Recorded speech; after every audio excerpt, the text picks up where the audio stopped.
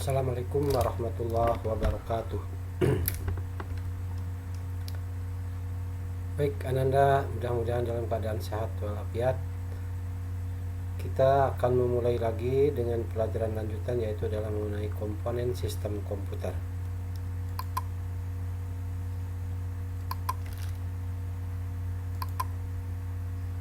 Komponen sistem komputer, kita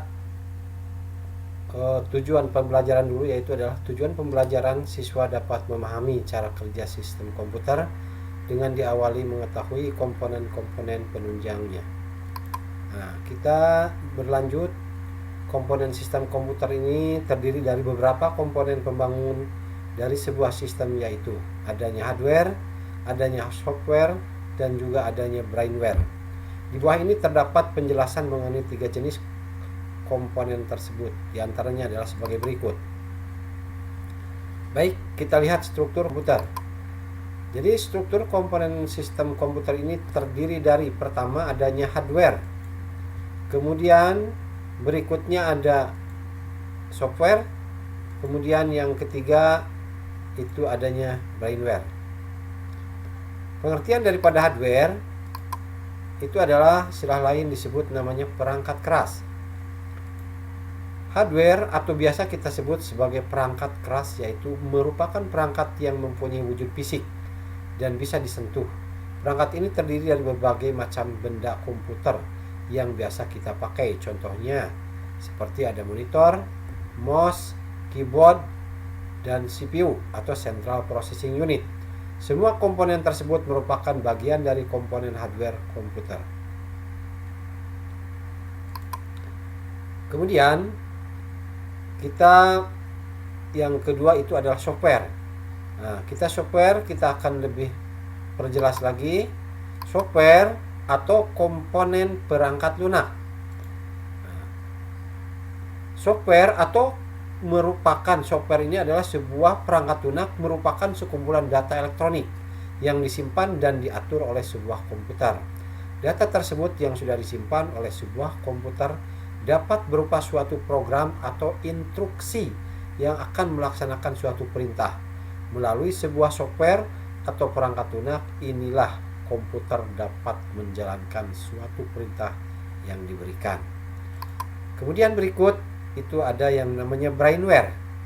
Jadi brainware itu adalah salah satu perangkat di dalam struktur ini, adalah boleh dikatakan komponen pemakai. Jadi selengkapnya itu adalah brainware itu adalah merupakan orang yang melaksanakan atau mengoperasikan sebuah komputer. Brainware mempunyai peran yang sangat penting karena sebuah komputer tidak dapat digunakan jika tidak dioperasikan oleh manusia. Maka manusia itulah yang dikatakan adalah sebagai brainware. Jadi brainware itu merupakan orang yang terlibat dalam suatu kegiatan pemanfaatan sebuah komputer. Pengguna komputer dibagi menjadi 4 jenis, yaitu diantaranya ada sebagai berikut. Ada programmer, ada sistem analis, ada administrator, dan yang keempat itu adalah ada operator. Itu adalah yang disebut dengan komponen brainware. Jadi ketiga struktur komponen sistem komputer ini adalah saling keterkaitan. Baik, kita akan bahas mengenai hardware.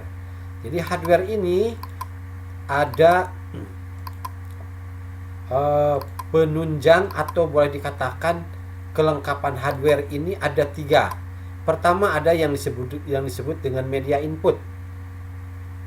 Ada yang disebut dengan media proses. Ada yang disebut dengan media output. Nah, kita jabarkan atau kita contohkan media input. Media input itu adalah salah satunya, atau boleh dikatakan kita sebutkan satu persatu. Ada yang namanya keyboard, ada yang namanya mouse, ada yang namanya joystick, ada yang namanya scanner. Baik, kita lihat atau perlihatkan model bentuknya seperti apa media input ini. Nah, ini adalah joystick, ini keyboard, mouse, scanner. Ini adalah yang dikatakan dengan media input. ya. Nah, kemudian berikut ada yang namanya media proses. Media proses, ya. Media proses itu ada yang namanya CPU. CPU itu adalah Central Processing Unit. Ada yang namanya RAM, Random Access Memory. Ada yang namanya hard disk. Hard disk itu adalah penyimpan data, ya. Kita lihat di sini, ya. Nah, di bawah ini merupakan penjelasan dari berbagai macam komponen hardware, yaitu sebagai berikut. Ada yang namanya Central Processing Unit. Ini yang termasuk ada media proses, Central Processing Unit. Jadi CPU atau Central Processing Unit ini kalau kita kembangkan, kalau kita definisikan, itu adalah unit sentral atau boleh dikatakan sebagai otaknya daripada komputer. Ini adalah merupakan sebuah otak atau sistem komputer. Unit ini memiliki tanggung jawab dari semua kegiatan yang telah terjadi dan sudah diproses di dalam sebuah komputer. CPU memiliki fungsi sebagai pusat pengelolaan data dan mengontrol segala macam perangkat internal maupun eksternal yang terhubung pada sebuah komputer. Itu adalah yang dikatakan dengan Central Processing Unit, sesuai dengan namanya sentral atau pusat, ya. Baik, kita lanjutkan ke media output. Media output itu media keluaran atau media yang disebutkan dengan hasil daripada proses. Hasil dari proses itu ada yang namanya monitor, itu akan dinampakkan oleh monitor. Ada yang namanya printer, akan dicetak oleh sebuah printer yang keluaran dalam bentuk kertas. Ada yang namanya speaker, akan dikeluarkan dalam bentuk suara. Ada mikrofon, itu pun juga suara. Ada webcam, dikeluarkan oleh bentuk atau gambar atau video. Ada handphone. Nah, handphone ini juga adalah alat untuk mendengar, ya.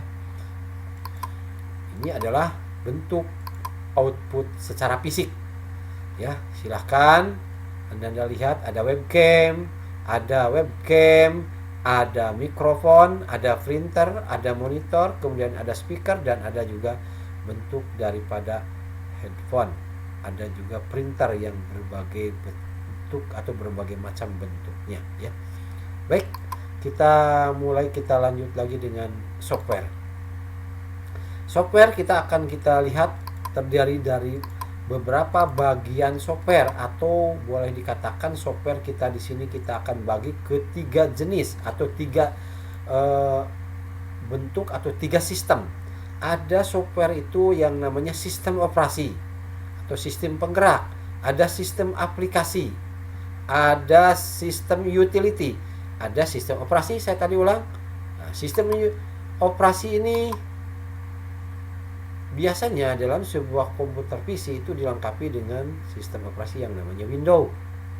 Ada Windows versi 97, Windows 2000, Windows 2008, dan Windows seterusnya. Ada banyak macam Windows yang dikeluarkan sesuai dengan versi atau kebutuhan atau rilis Windows yang sebelumnya.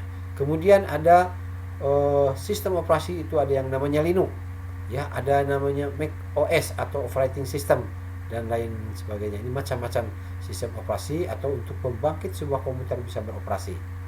Kemudian ada sistem aplikasi. Nah, inilah sistem aplikasi ini adalah sistem aplikasi ini yang banyak dipakai atau banyak yang digunakan, terutama adalah di perkantoran. Banyak orang menggunakan sistem atau disebut namanya Microsoft Office. Kenapa dikatakan Microsoft Office? Karena aplikasi ini sering bergelut di dalam perkantoran atau sering dipakai di perkantoran.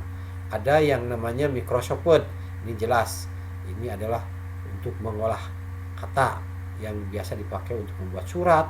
Kemudian Microsoft Excel untuk mengolah angka, PowerPoint untuk slide, untuk mengajar, untuk menampilkan atau mempresentasikan. Kemudian untuk mengolah foto, ada yang namanya Photoshop. Baik, kita lanjutkan sistem utility.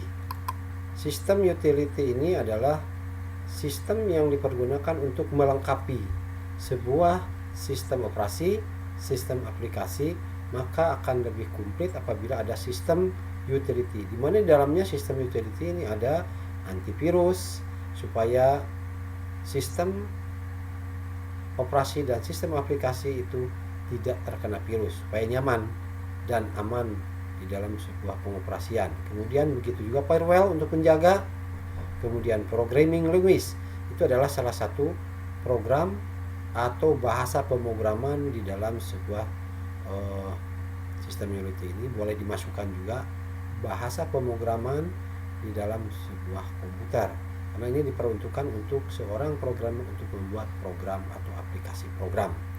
Baik, kita lanjut mengenai yang ketiga dari struktur komputer atau struktur komponen sistem komputer. Ini ada yang ketiga hardware, software, dan yang ketiga itu adalah brainware. Kita bahas mengenai brainware. Di dalam brainware ini ada komponen atau boleh dikatakan ada 4. Di dalam brainware ini ada 4 orang atau 4 nama yang disebut dengan pengguna komputer itu, karena brainware itu sendiri itu adalah pengguna komputer. Itu ada yang namanya programmer, ada yang namanya sistem analis, ada yang namanya administrator, kemudian ada yang namanya operator. Jadi ini brainware ini ada 4 sebutan atau 4 tingkat. Baik, kita akan mulai kita mengetahui apa itu programmer. Kita lihat programmer. Programmer yaitu seorang yang memiliki kecakapan atau keahlian untuk menguasai banyak atau salah satu dari suatu bahasa pemrograman. Jadi, seorang programmer bisa dikatakan sebagai orang yang membuat dan memiliki sebuah tugas untuk mempersiapkan suatu program yang memang dibutuhkan dalam sistem komputer yang akan dipakai untuk mengolah sebuah data. Jadi, programmer ini boleh dikatakan orang yang membuat program, karena sekarang ini orang banyak membutuhkan programmer, karena programmer ini adalah orang yang menguasai macam-macam bahasa pemrograman. Kenapa? Karena pemrograman ini banyak diperlukan, baik itu di perkantoran, di sekolah, kemudian di perusahaan-perusahaan ini kita banyak menggunakan orang atau program tersebut yang diperlukan untuk membuat program. Baik, kita lihat lagi yang lain, yaitu adalah sistem analis. Apa itu sistem analis? Baik, kita lihat sistem analis. Sistem analis merupakan orang yang bertanggung jawab terhadap sebuah penelitian, perencanaan, pengkoordinasian, dan merekomendasikan pilihan dari suatu software, hardware, dan sistem sesuai dengan kebutuhan dari seorang penggunanya. Seseorang yang bertugas sebagai sistem analis pun sangat berperan dalam sebuah proses pengembangan dari suatu sistem. Seorang sistem analis harus mempunyai 4 keahlian, contohnya analis teknis, manajerial, dan cara berkomunikasi yang baik dengan orang lain ataupun interpersonal. Jadi keahlian contohnya maksudnya analis ini harus tahu analisisnya, teknisnya, manajerialnya, cara berkomunikasinya. Yang jelas sistem analis ini adalah merencanakan atau mengkoordinasikan sebuah program yang akan dibuat oleh seorang programmer ya. Kita lanjutkan lagi. Baik, kita lanjutkan lagi. Yang berikutnya itu adalah administrator. Administrator adalah merupakan orang yang bertanggung jawab atas pengelolaan dari sebuah sistem operasi. Jadi sebuah sistem operasi harus bisa dikelola atau bagaimana mengelola sebuah sistem operasi serta beberapa program yang sedang berjalan pada sebuah sistem komputer. Jangan sampai sebuah komputer itu lambat, jangan sampai sebuah komputer itu hang, jangan sebuah komputer itu tidak bisa berjalan. Karena ini adalah kepandaian dari administrator. Bagaimana cara menata, memasukkan program di dalam sebuah komputer. Jangan terlalu banyak, nanti komputernya lelet atau loading lama dan lain sebagainya. Ya, itu adalah kepandaian daripada seorang administrator. Baik, berikutnya adalah operator. Operator di sini jelas sesuai dengan namanya. Operator merupakan orang yang hanya bertugas memanfaatkan sebuah sistem komputer yang sudah ada, atau seorang operator hanya menggunakan aplikasi tertentu saja untuk mengolah sebuah data sistem komputer. Jadi operator ini tugasnya hanya mengerjakan atau mengoperasikan sebuah aplikasi. Bila mana dikasih aplikasi, maka operator ini harus bisa menjalankan, karena sesuai dengan tugasnya adalah memanfaatkan sebuah sistem komputer atau sebuah aplikasi yang diberikan kepada operator tersebut untuk dijalankan. Maka operatorlah yang menjalankan, yang mengoperasikan, dan bagaimana nanti hasilnya. Jadi operator itu sama dengan orang yang menjalankan sebuah program. Baik, kita lihat kembali ya struktur komponen sistem komputer.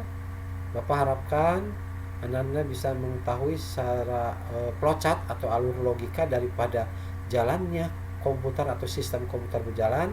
Itu terdiri dari tiga penunjang besar, yaitu ada hardware, ada software, ada brainware, kemudian hardware. Bapak simpulkan hardware ini ada 3 media input, media proses, media output. Kemudian software pun juga terbagi daripada 3, yaitu ada sistem operasi, sistem aplikasi, sistem utility.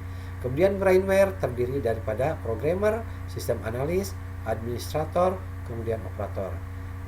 Demikian Bapak simpulkan. Kemudian Anda bisa lihat juga contohnya, ya, apa itu contoh media input, apa itu media output, apa itu sistem operasi, apa itu sistem aplikasi, kemudian sistem utility ya. Jadi kesimpulannya Anda harus bisa menyimpulkan, harus bisa memahami daripada flowchart atau alur logika dari sistem komputer, atau sehingga komputer itu bisa berjalan, komputer bisa hidup. Kita jangan sampai nanti katanya komputer ini pintar.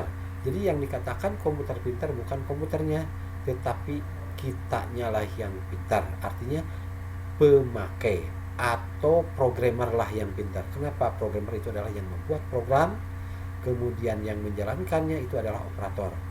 Nah, sehingga apabila ada komputer yang pintar, bukan komputer yang pintar, tetapi adalah operatornya. Baik Ananda, demikian yang bisa Bapak sampaikan. Mudah-mudahan ada manfaatnya. Sampai di sini materi yang Bapak sampaikan.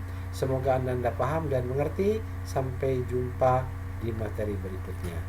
Bapak akhiri, wabillahi taufiq wal hidayah. Wassalamualaikum warahmatullahi wabarakatuh.